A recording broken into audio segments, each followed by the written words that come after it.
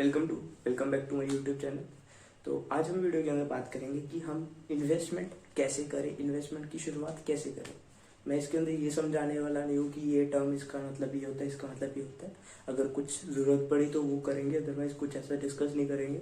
हम बेसिकली ये सोचेंगे कि अगर हम बिल्कुल न्यू हैं, हमें सिर्फ इतना पता है कि स्टॉक मार्केट के अंदर हम पैसा कमा सकते हैं, तो हम कैसा कमाना एंटर कर सकते हैं, उस वर्ल्ड के अंदर कैसा समझे, दूर खड़े होके हम उस वर्ल्ड के अंदर कैसे घुस सकते हैं। क्योंकि अगर आप एक बार घुस गए तो आपको पैसे लगाने पड़ेंगे, और पैसे लगाने मतलब रिस्क। वो रिस्क वर्ड हम कम कर देंगे। कम कैसे कर सकते हैं वो भी हम देखेंगे कि बाहर खड़े होकर हम बिल्डिंग के अंदर क्या चल रहा है वो समझने की कोशिश करेंगे।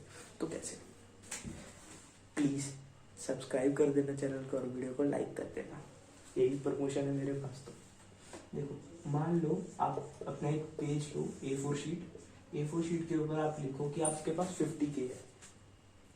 कोई भी जनरल अमाउंट 50K नहीं लिखना, 1 लाख लिख देते हैं, हमारी कैलकुलेशंस भी इजी हो जाएंगी। हम मान लेते हैं कि हमारे पास 1 लाख रुपीज है। कितनी डेट को? आज जो भी तारीख है, ठीक है। आपने सुबह बैठ के पेपर पे ही लिखना है, अपने स्टॉक्स खोलने हैं, नेट पे सर्च, गूगल पे सर्च करना है, या कुछ ऐप्स आते हैं उन पे सर्च कर सकते हो, और जिसपे लाइव देख सकते हो कि कौन सा आजकल चल रहा है, तो क्या रेट चल रहे हैं, क्या प्राइसेस। तो आपको देखना है कि मान लेते हैं फॉर एग्जांपल HDFC का शेयर 1400 रुपीज पे चल रहा है, एक शेयर, ठीक है।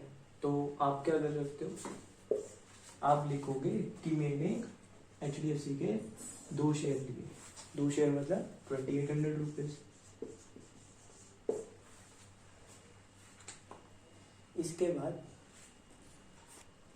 तो ठीक है, तो हम अभी देखो आपके पास 2800 रुपीज आपने मान लिया था कि HDFC के 1400 रुपये का एक शेयर है, तो आपने 2 लिए और 2800 रुपीज के आपने परचेज कर लिए। अब आपको ये कुछ भी रियल नहीं करना है, इससे क्या होगा, आपका इन्वेस्टमेंट रिस्क बढ़ सकता है, हम उसको थोड़ा सा कम कर सकते हैं। बस इन चीज़ों से बाहर होकर आपको पेज के ऊपर करना है ये सब। आपने लाइव देखना है कि 1400 रुपीज का जो भी एक्स प्राइस है, आपने सोचा कि 2 नहीं लेता हूँ, ठीक है, 2800 रुपीज आपने स्पेंड कर दिए। तो आप सोचो 1 लाख माइनस 2800 रुपीज कर दिया मैंने इतना। अब मेरे पास जो भी एक्स अमाउंट बचा, मैं उसको आगे किस किस चीज़ों में लगा रहा हूँ। जैसे हम यहाँ पे 2 क्यों ले रहे हैं, आप मान लेते हैं कि हमने 10 ले लिए, पेज पे तो कर रहे हैं, मान लेते हैं हमने 10 ले लिया और 14,000 रुपीज का हो चुका, ठीक है। हमने 10 लिए और 14,000 की हमने कर दिए। अब जब 14,000 इसमें से माइनस करेंगे तो हमारे पास करीब करीब 86,000 बचेगा। मानते हो 86,000 रुपीज को अब आप कैसे बांट सकते हो, कैसे फ्रेगमेंट कर सकते हो, वो आपको समझना है। और कौन से अंदर आपको इन्वेस्टमेंट कैसे करना है, पहले तो एक दिन के लिए, कुछ टाइम के लिए, महीनों के लिए, सालों के लिए, वो आपको हर पर्टिकुलर स्टॉक के लिए सोचना है। कैसे प्राइसेस, कितने प्रॉफिट चाहिए आपको, क्या आपका डोमेन है, आपके पास कितने फाइनेंसिस है। ऐसा तो नहीं है कि आपके पास सिर्फ 1 लाख है। अगर तो आपके पास 1 लाख रुपीज ही है सिर्फ, मतलब ऐसे एक पर्टिकुलर अमाउंट ही है, इससे ज़्यादा कभी बढ़ेगी ही नहीं। आपको लगता है कि आप स्टूडेंट हो, आपके पास इतने नहीं है, आपके पास मान लीजिए सेविंग अकाउंट में 10K पर है, 20K पर है, 30K पर है। आपको लगता है कि आप स्टूडेंट हो, 4 साल के बाद जब आप मतलब कमाना शुरू करोगे, 5 साल के बाद, तब आपके पास पैसे आने लग जाएंगे, तब कर देना जो आप आगे करना है। वो आपके फिर पर्सनल हो गया, वो आप देख लेना। अगर आप स्टूडेंट हो तो आपके लिए पूरा अमाउंट होगा। हाँ, वो पूरा अमाउंट वाला मान के चलते हैं। इससे क्या होगा कि अगर आपके पास एक ही है तो आप एक को, ऐसा नहीं है कि लाइफ टाइम के लिए लगा के छोड़ दिया। आप ऐसा करोगे कि कुछ महीनों के बाद या कुछ हफ्तों के बाद या कुछ दिनों के बाद या एक ही दिन के अंदर निकाल या बाहर सेल करते रहोगे, ताकि इससे क्या, आपको 1 लाख आपके अकाउंट में वैसे का वैसा पड़ा रहे। ऐसा नहीं कि आपके पास पैसे खत्म हो गए, क्योंकि एक बार लगा दिया तो इसके बाद आपके पास पैसे बचेंगे नहीं, आपके पास शेयर बचेंगे। आप तब सेल करोगे तब वापस पैसे आएंगे। तो इससे क्या होगा कि आपके पास 14,000 आपने कर दिए, 86,000 आपके पास बचा। अब आपने सोचा कि 86,000 को मैं कुछ कुछ ऐसे ऐसे डिवाइड कर देता हूँ। मान लेता हूँ कि एक्सिस के अंदर लगाया मैंने 2500 के 2 ले लिए, 5000 हो गया। मैंने अपोलो हॉस्पिटल का लिया, ठीक है, मेरे को इसका कॉस्ट नहीं है, हम मान लेते हैं 1000 रुपीज़, और आपने 40 ले लिए तो 40,000 हो गया, ठीक है। और इसके बाद आपने लिया एक किसी भी फार्मेसी का, फार्मा का, ठीक है, फार्मा कंपनी का लिया कोई भी, तो उसके अंदर भी हम मान लेते हैं 2000 का एक है, तो आपने करीब करीब 40 और 45 आपके पास था इतने, तो हम मान लेते हैं कि आपने यहाँ पे भी 10 ले लिए और 20,000 हो चुका। मान लो जब हमारे पास ये हो चुका, हमने 65,000 भी यहाँ पे दोबारा से इन्वेस्ट कर दिया, -65। तो अब जब आप ये कैलकुलेशंस करोगे, देखो 21,000 आपके पास बचा। जस्ट सपोज कि आपने 21,000 ऐसे ही रख लिया और आपका टाइम अब निकलना शुरू हो गया, आपने ये लगाए 10:02 पे सुबह, और इस पे लगाया 10:05 पे, इस पे लगाया। आपने ये सिर्फ कॉपी पे लाइव देखनी है प्राइसेस, और A4 शीट के ऊपर ही या कॉपी के ऊपर ऐसे लिखते जाना है कि मैंने ऐसे ऐसे ऐसे ऐसे करके डिवाइड की है पे माइंड में अंदर, और लिखते जाना साथ में। आपने ये लिखने की टाइम मैंने लिया 10:10 पे, और फार्मा का लिया मैंने 11 बजे। अब आप देख रहे हो, आपने 10 बजे छोड़ दिया, अब आप अपना काम करने लग गए, और 2 घंटे के बाद क्लास क्लोज लगा के वापस आ रहे हो, तो आप देख रहे हो कि ये जो 10:02 पे मैंने HDFC के अंदर 14,000 रुपये 1400 प्रति शेयर के ऊपर लगाए थे, वो कम होके 1398 के ऊपर आके रह गया। 1398 मतलब 220 रुपये कम हो गए, क्योंकि 2 रुपये प्रति शेयर, और मैं मान रहा हूँ आपके 20 रुपये कम हो गए, -20। आपने कुछ देर के बाद और देखा, ये सारी प्राइसेस चेक की, किसी के अंदर प्रॉफिट, किसी के अंदर लॉस हो रहा था।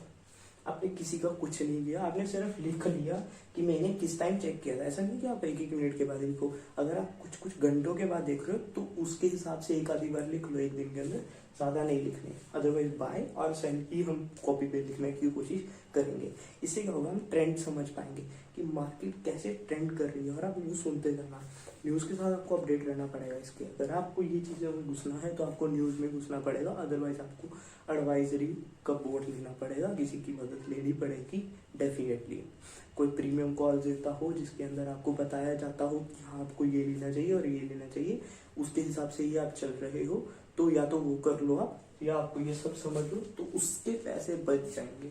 और उसके पैसे इतने ज़्यादा होते हैं, कईयों के 10,000 पर वीक भी ले लेते हैं, पर महीना भी ले लेते हैं, वो अपने अपने प्राइसेस होती हैं। उन चीज़ों में घुसना ही क्यों पे, जब हम ऐसे पैसे बचा सकते हैं अपने खुद की एनालिसिस करके। इससे क्या, खुद की सिक्योरिटी, और किसी के ऊपर ब्लेम नहीं कर सकते हम ब्लेम गेम खेल ही नहीं सकते। हम खुद के ऊपर ही सारी चीज़ें कंट्रोल रखेंगे, खुद का ही काम करेंगे, जब मन होगा देखेंगे, जब कैसे होगा हमारे फाइनेंसिस होंगे, जब तब देखेंगे, ठीक है। तो इसका देखो, अब तुम्हारे पास यही हो चुका, मान लो उसके अंदर कुछ अब ऊपर नीचे हो गया, कुछ घंटों के बाद ऐसा होता रहता है, कुछ मिली सेकेंड्स के बाद होता है। तो अब हमने देखा कि जब आपने शाम के 2 बजे, दोपहर के 2 बजे देखा 2 PM पर, तो ये बढ़कर +40 हो चुका टोटल में +40 का मतलब हुआ 4 रुपये प्रति शेयर, ताकि 40 रुपये बढ़ गए। इसके अंदर भी मान लो +10 हो गया, इसके अंदर -20 हो गया, इसके अंदर मान लो प्लस हो गया, चलो खुश रहो, +10 मान लेते हैं, ठीक है। तो अब हम इस कैलकुलेशंस को करते हैं इरेज। ये सभी काम की है हमारी, ये 10-2 भी मेरे काम का तो नहीं है, अब कुछ आपने लिख रखा है तो ठीक है। ये 10 बजे वाली जो हमने देखी थी वो काम खत्म हो गया, अब खत्म। अब ये 2 बजे वाला देख लेंगे, ठीक है। आपने देखा ये +40 हो चुका। अब हमारा काम इतना सही रहेगा, अब जो खरीदा था ठीक है, अब बेचने के ऊपर ध्यान आ चुका हमारा, क्योंकि हमें कल को दोबारा से करनी है ये चीजें। मैं एक इंट्राडे के अंदर बात कर रहा हूँ।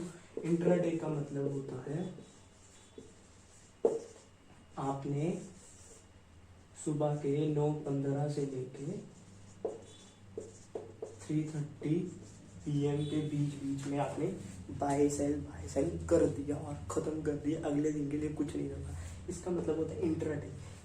एक दिन इंटराडे एक दिन के अंदर अंदर आपने सारी चीजें खत्म कर दी, लेन देन जो भी थी उधार करना। अब इसके बाद आपने 2 बजे जब देखा था तब आपने ये सारे सब के सब खत्म कर दिया, सब बेच दिया। अब देखो इसके अंदर +10 था, +40 करते पहले तो, +40 +10 -20 +10 कितना बना हमारा 20 और 60 60 -40 रह गया, क्योंकि ये 10 और 20 कट गए, 40 ही बचा। हमारे 40 रुपये प्रॉफिट हुआ, ये प्लस में है, ठीक है, प्रॉफिट हमने गेन किया इतना। इसके अंदर कुछ कुछ चार्जेस माइनस होते हैं, वो ब्रोकरेज वगैरह अपने प्लेटफॉर्म्स रखती हैं कि हाँ हमने GST भी कटता है, सब कुछ कटते हैं, वो किसी भी आप बच नहीं सकते किसी भी हालात पे। हाँ, इसके अंदर कोई जनरल कैटेगरी या ऐसा कुछ कोई कास्ट नहीं होता। आपको अगर कुछ चार्जेस पड़ रहे हैं तो आपको वो पड़ेंगे ही पड़ेंगे, ठीक है। तो अब देखो आपने कागज पे लिखा और ये समझ लिया इतने में कि ये बीच में जब टाइम गैप के अंदर कम क्यों हुआ था और बड़ा क्यों था। जब आप ये चीजें कॉपी पे करते हो ऐसे, इसको बोलते हैं पेपर ट्रेडिंग।